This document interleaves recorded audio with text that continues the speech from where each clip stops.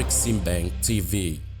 Thank you for staying with us on Afrexim TV. We are here at the Afreximbank annual meetings 2024 in the beautiful Bahamas. I am joined now by Dr. Kevin Greenidge. He is the governor of the Central Bank of Barbados. Thank you, sir, for taking the time to join us. You're welcome, Janelle. All right. So throughout the course of our discussions, we're hearing about global Africa. As a Caribbean person, what does that mean to you? Oh, so global Africa for me means the 54 states of Africa, countries, plus the diaspora, which they call the 55th state. So global Africa is all Africans wherever they are in the world.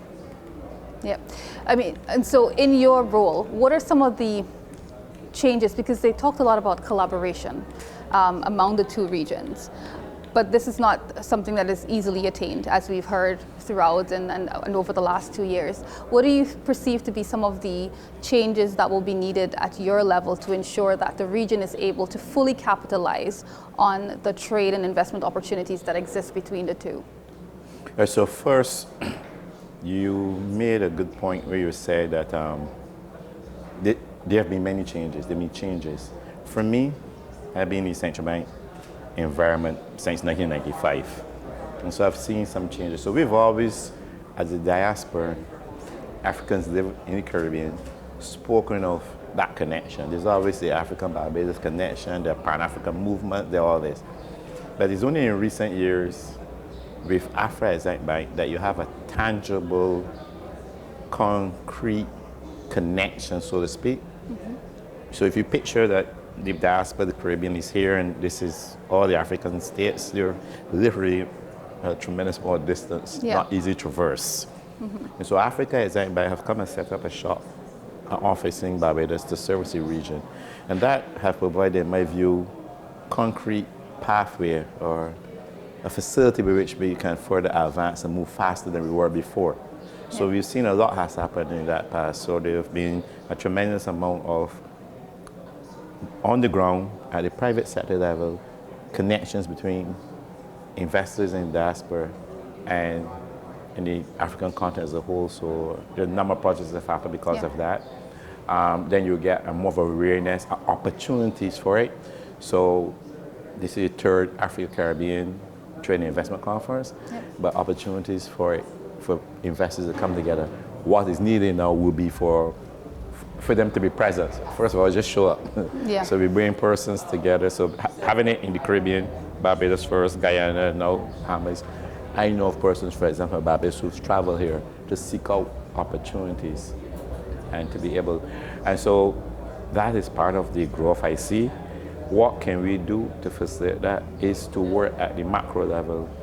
Central banks, also in terms of trying to provide financing to help spur that. So leveraging some of the Afreximbank facilities to provide financing for some of those. So when two investors from the two regions meet and decide this is a project, we're going to finance a marine transportation, we're going to finance a hotel, we're going to finance something, then Afreximbank can help provide some of the financing or the financing facilities for that. So that's some of the ways I wish I see. Individually, as a central bank governor and central bank, our job first and foremost is to maintain a sound financial system where there's confidence in the financial system. And that's the number one. And in doing that, we also use our expertise and our regulatory powers to provide an environment that will be conducive for innovation by financial institutions in the area of greening, green financing, and the areas of provision, not only within the procurement and the financing, but also in terms of low-cost financing as much as possible. So leverage each other's ability to do that. Okay. Could we talk a little bit about the initiatives that, you talk a little bit about the role of the central bank and so on, but the initiatives on a broader level that governments need to take to ensure that our countries in the region can fully tap into these opportunities? Well, I think one of the things I heard this morning, panel which I was on, is speaking with one voice. Coming to the platform as Global Africa One Voice. So there needs to be greater, I understand, coming from the discussions, greater integration even between the African 54 states, but also within the 55th state in Africa, and coming together to speak with one voice on many issues. So, for example, we have been in Barbados, we have, under the leadership of Prime Minister Mayor Motley, have been pushing the Bridgetown agenda, which really is a call for reform of the international financial architecture to provide principally increased flows, financial flows, for us to deal with the climate crisis, something that is not easily coming for. Right. Financial flows in terms of long-term, low-cost financing for the necessary work that are not bringing you immediate returns. Yeah. So like replacing pipelines or building out this, protecting seawall, the sea coastal area, those things don't eventually business creep up, but they take a while before you see long-term financing, concessional financing, especially in this high interest rate environment, to be able to do that. Those sort of calls, a call for reforming the international financial institutions, like they've been called in the Bridgetown Initiative for the elimination of the surcharges, the IMF charge, which at one point in time seemed a good idea and work, but with so many countries coming, it's not a good idea, no. It becomes a burden. A call for a global liquidity fund support, whether it be IMF or who, whereby those countries, many countries now, almost 30 of them, who they don't have a debt problem, they have a liquidity problem. So, and if you don't fix the liquidity problem, they will have a debt problem. So if you can find, there's no real structure for that right now, so I'll call for that.